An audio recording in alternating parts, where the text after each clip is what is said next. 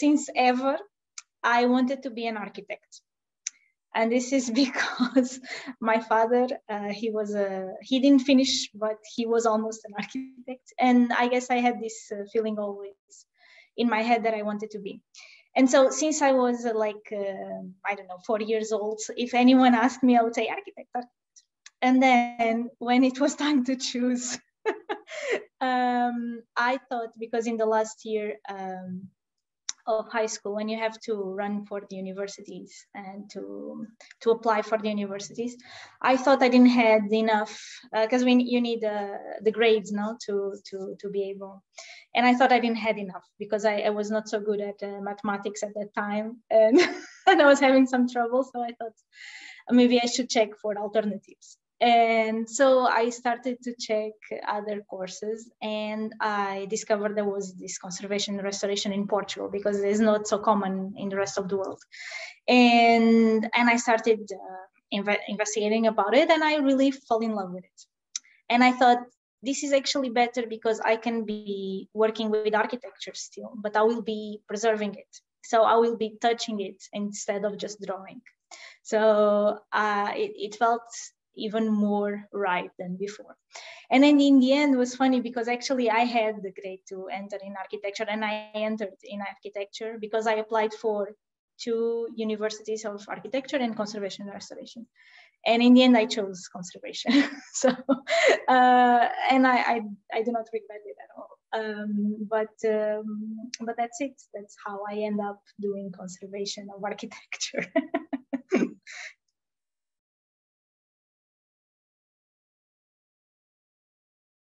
When I started in university, we were a class of only women. There were no men in our class.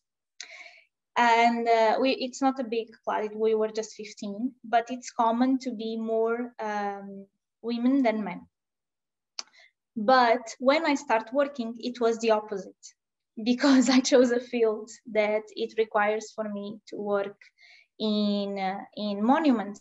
And usually it's more for men prefers this type of work in conservation.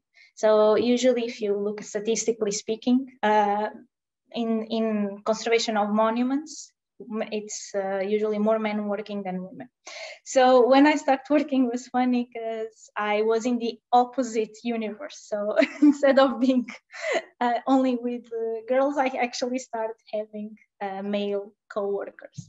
But I have to tell you, to be honest, that from day one, because I started working in a company, that women were more in the office and men more in the working in the field, working in the monuments itself, as conservators. And when I started working, I started immediately as in the practical. So I was in the monument. We were, let's say, 2/3 men, 1/3 women. But still, the director of this company, I never felt like because I was a woman, he said, okay, you have to go to the office. No, you cannot have the practical part. Honestly, I never felt that, but it was interesting for me to learn how to work in a more men environment because I was not used to it at all. So it was funny for that.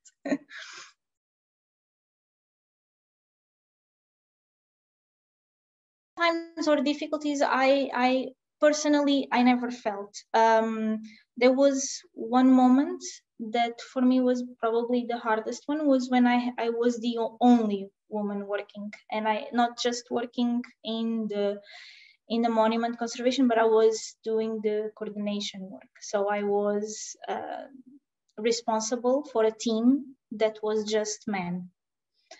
And honestly, not once I felt that they were less, or that they were not following what I was saying, or they were disrespectful, or at any moment. It's actually opposite.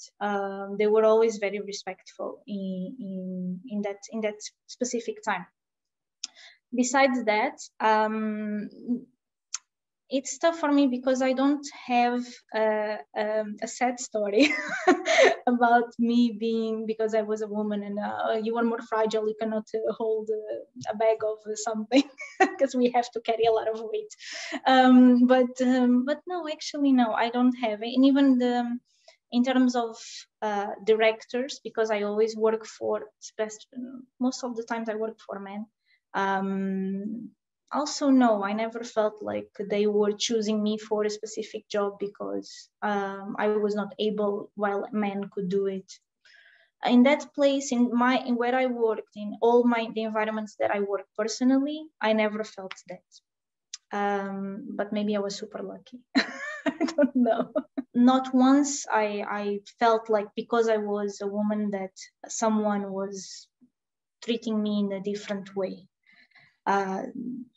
Saying this, it doesn't mean that it's not hard sometimes to work just with men and to be heard. Sometimes I would say it's the most complicated part.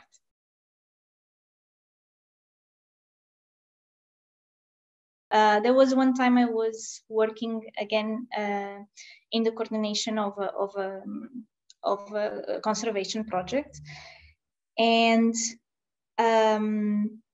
there was a meeting where the meeting was over, and the director of this place, this was a church, okay, so he was a priest, and the priest said to me in the end, can I talk to you privately? And I said, okay. And I went to his office, and he told me, look, I think you are not being aggressive enough. This is true, because there was some parts of the work that was not going so well, and I was having an approach of talking to everyone and understanding why this situation was going like this. And they wanted for me to be more aggressive, like entering and screaming. And then he asked me, so why are not being so aggressive? And the other parts that I was working, it was me and a colleague and a man, and he was called to another work while we were doing this. So he asked me, can you do this alone, and I'll go to the other place, and then I'll be here, but not full time. So I was there full time, and he was coming and going as he could. And so the director, this priest, asked me, why can your colleague be here? Because I think he could be more aggressive. And that was the only time that I felt that, because I was a woman, and I'm talking with a priest, so it was even more complicated, but it was the only time that I felt he's not taking me serious, and he thinks that I'm being soft because I am a woman and not because of any other reason. and so I really didn't know what to say. I was actually that work was super hard because they were, as religious people, I thought they were different, and they were very, very complicated to deal with. And I was I was spending, it was a very, very hard time for me because I didn't fit in that environment of very aggressive people.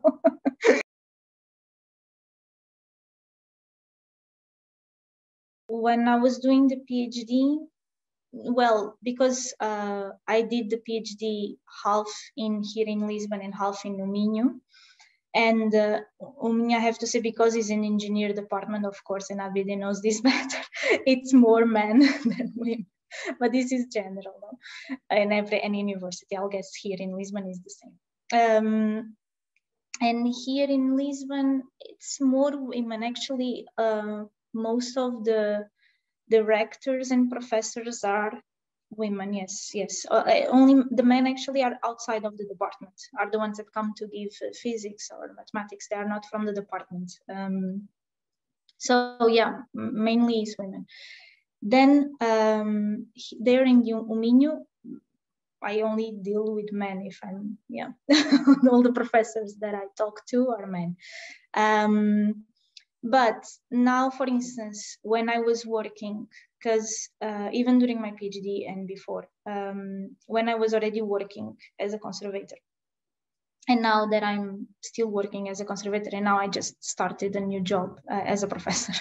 Actually, yeah, I have to say that I have, yeah, more it's men than women. I don't have so many colleagues as women, is true. Doing what I'm doing right now. So conservator as consultancy mainly is men. Now that I'm not remembering any colleague of mine women. And now that I'm a professor, it's I have to say that the two directors of this master course that I'm it's one man, one woman. But the director of the School of Architecture where I'm working is a woman. She's the director, and I think there are two, actually. There are two directors that are both women. So yeah, I think it's a very, I would say 50-50 environment in this case, in this one particularly. But as a conservator, what I'm doing right now, I don't think we are so many. Also, we have to say that Portugal, the scale of conservators, it's short, okay? So we are not so many. So, and most of the times in monuments conservation, or you have a company, or you don't work, or you are a freelancer and you just work for other companies. So as what I'm doing in monuments, there are not so many, no, not so many with PhDs and with this type of job. No, this 50-50 or equality, it's not so common, I would say, both in engineer or architecture. Now I'm working more with architects as well. Or I'm just working with men. For instance, I work in an association of architects. I'm the only woman working right now for the association in the board and in the board and of with the directors. And so it's true, with architects it's more men, with engineers it's more men, with conservators more or less. If it's what I'm doing, it's more men. If it's in the field, it's more or less equal. So yeah, I don't think it's it's equal. No, definitely no. I think so. In any field, not just mine, of course, but in any field, the natural thing to occur is to have equal. It's not for us to talk about it. It's to be normal.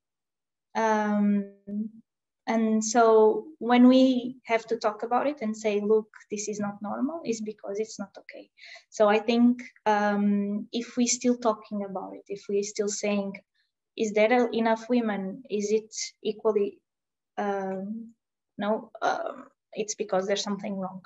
And if I have to think about it, and then suddenly you are questioning me and I'm thinking, and I said, yeah, it's true. Actually, I'm the only woman here. And it's true, there are not enough colleagues of mine that are women. It's because it's not okay. So I think, yes, we need to change this, definitely.